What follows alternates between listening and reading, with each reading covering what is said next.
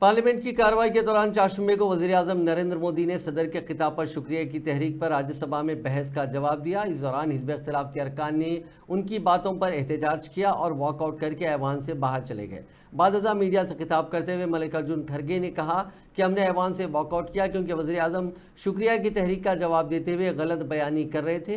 झूठ बोलना, लोगों को गुमराह करना और सच के खिलाफ बात करना उनकी आदत है। हम सबने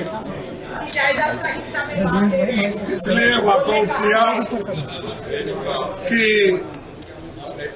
जो प्राइम मिनिस्टर अपना राष्ट्रपति अभिभाषण पर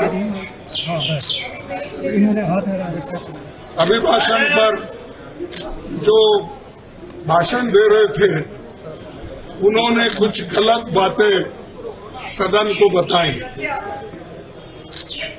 गलत झूठ। और उनकी आदत है कि झूठ बोलना, लोगों को भ्रमित करना और जो सत्य के जो विरोध में बात करना, ये उनकी आदत है।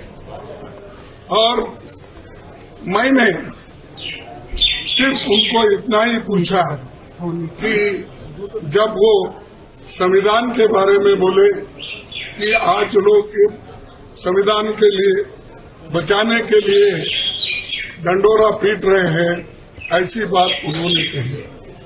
तो हमने ये कहा, देखो संविधान